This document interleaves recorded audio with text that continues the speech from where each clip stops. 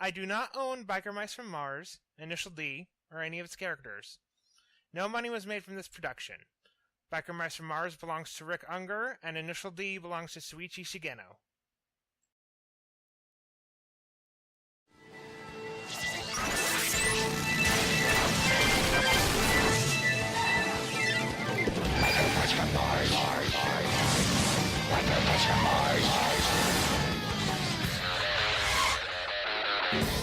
Biker Mice from Mars, Mountain Drift. Prologue. Disaster. Speedmaster Competition, California, 4 years ago.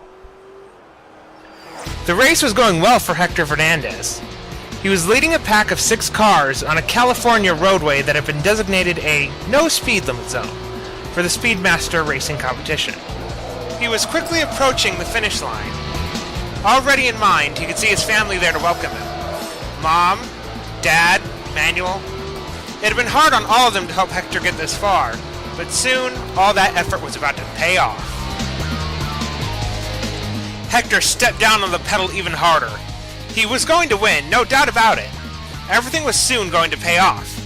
This race was in the bag.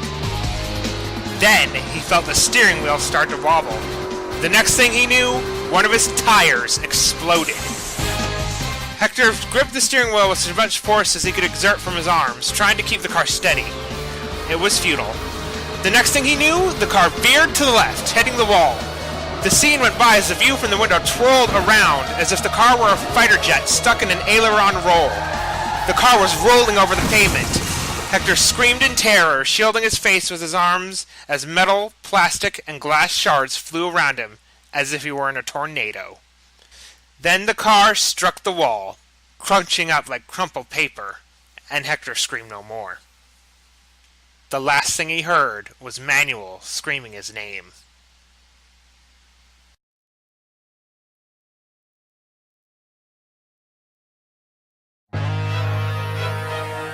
Chapter 1. Hanging by a Thread. Bogus Basin Road, Idaho. Present times. Throttle crawled on his hands and knees from the twisted metal wreck of part of what was once a Martian thunderpike. His bros were nowhere in sight, and he was bleeding badly, his body battered, bruised, and lacerated from the crash landing. His right leg was broken. He couldn't stand up. Pain seared across his leg as he dragged himself away from the smoldering wreckage. He couldn't even find his own bike, nor could he tell what shot him down.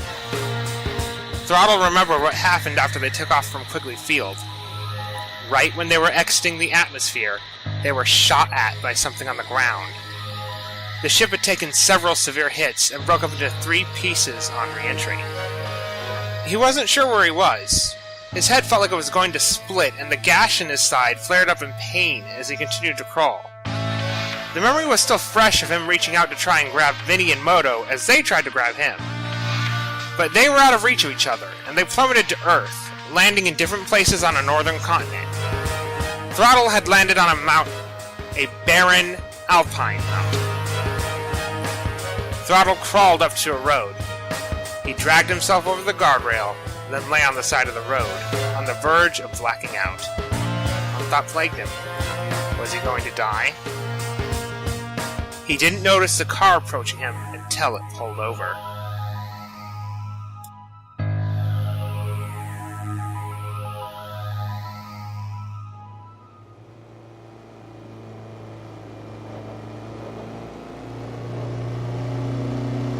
Manuel Vernandez drove down Bogus Basin Road on his way back from his latest delivery for his father. He drove a bit slower tonight, which was rare, considering he liked to fly down the mountain as fast as he could. He then saw a body in the road. Manuel pulled over and turned his hazards on. He got out of his car and walked up. He was in shock at what he saw. A human-sized, anthropomorphic mouse in biker clothes with antennas on its forehead. It had tawny-colored fur. The biker attire it was wearing consisted of a black studded vest, blue jeans, and black biker boots, along with metal knee pads and tinted specs of all things. What the hell? Manuel said, thinking it was some sort of costume. That's when he saw it wasn't. The mouse had been hurt. Blood was slowly flowing from a gash in its side, and he had cuts on his arms and forehead. Its right leg was limp and looked broken. But nothing could prepare Manuel for what happened next. The mouse spoke. Help. Help me. The mouse passed out, and Manuel panicked. He ran back to the car, looking for anything he could use to stop the bleeding. He carried an emergency kit in the car for winter, in case the car got stuck in the snow, or some other emergency. He got out the kit and found some tape bandages, antiseptic, liquid and string stitches, a needle, and other things.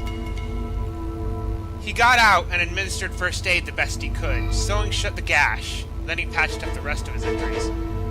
Manuel wiped the blood off his hands after he had done all he could. What else could he do? He couldn't just leave it here. If he did, something told him he would regret it for the rest of his life. But he couldn't go to the police either. They'd think he was crazy, which at the moment didn't seem that far from the truth. Okay, get a grip, man! Manuel snapped to himself. Calm down and breathe. Calm down and breathe. Finally, mentally exhausted and sleep-deprived, Manuel loaded the mouse into the passenger seat of his modified Honda Civic CR-X and drove back to his apartment as fast as he could go. He had to take it home. He didn't know what else to do.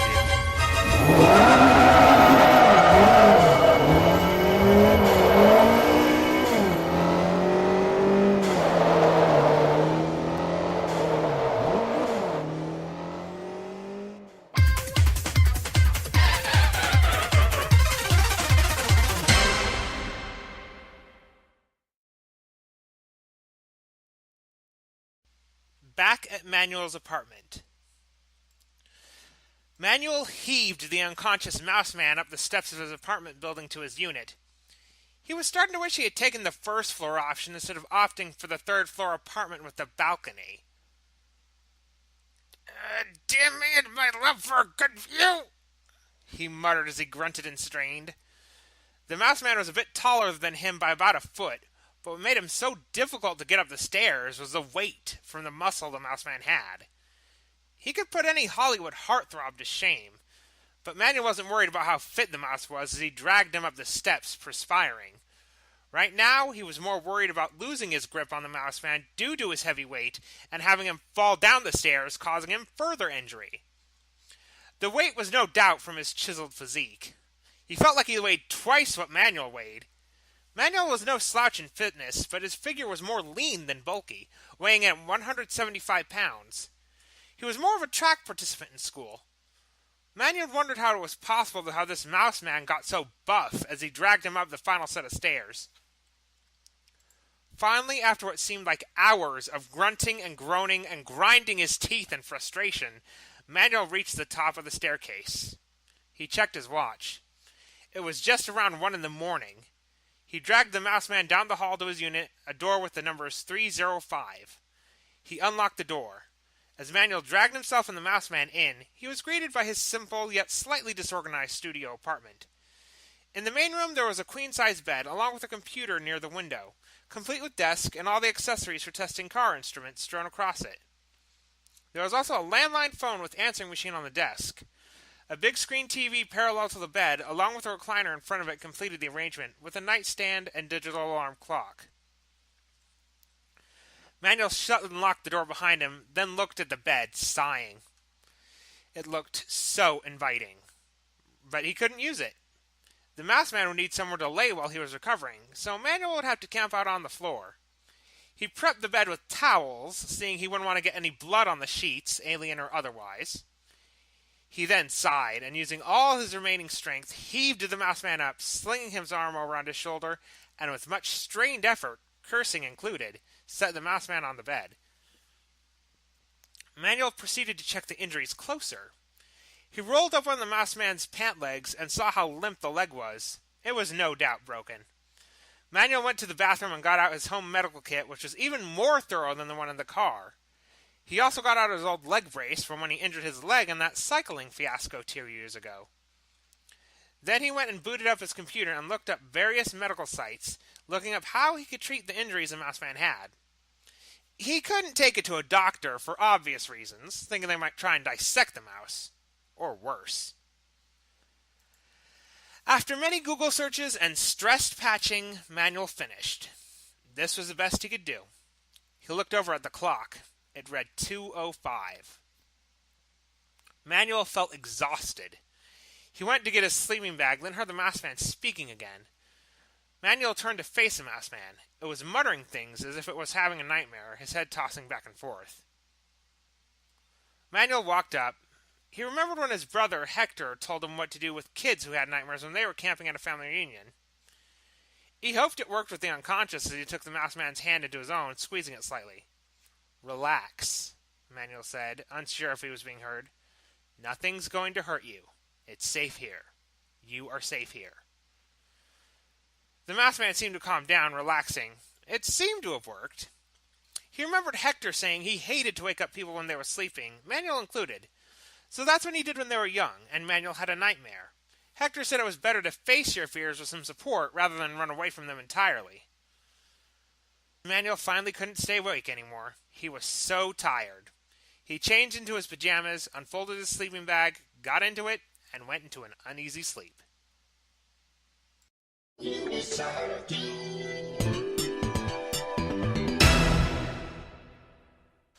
Throttle woke up. His body ached horribly. He opened his eyes. He still had his specs on for some reason. He knew he wasn't dead. He hurt too much to be dead. He then noticed that his cuts had been bandaged and the gash was sewn shut. His arm was in a sling and his leg in a brace, the pant leg rolled up. Throttle looked at his surroundings. He was laying on a bed in a small room with a computer and large TV on the opposite wall, far from the bed. In the middle of the room there was a recliner, right in front of the TV. There was a sliding glass door near the computer, and the other end of the room looked like it led to a kitchen. He then saw a human, a young man in his 20s, sleeping on the floor in a sleeping bag. Judging by his posture, he was out like a light. Throttle sat up and struggled to get up, straining himself. It hurt when he sat up, but he just couldn't lay here. He needed to find Modo and Vinnie. He slowly swung his leg over the side of the bed and slid off the mattress into a standing position. His legs immediately protested with screaming pain when he stood up, one more than the other. It felt as if someone had dipped his entire leg in molten lava. He clenched his jaw, letting out a grimace, leaning on the bedpost for support. The human woke up immediately on hearing Throttle's grimace, clearly a light sleeper. The young man turned, seeing him, then got out of his sleeping bag in record time and was at Throttle's side, slinging his good arm over his shoulder. "Take it easy. You broke your leg," the human said. Where am I? Throttle asked weakly between pained breaths. Where are my bros? Easy, easy. One thing at a time, the human said. Right now you need to recover. You nearly died at Bogus Basin. Lie down, take it easy. Throttle felt dizzy. He finally gave up standing and let the young man help him lay down on the bed once more.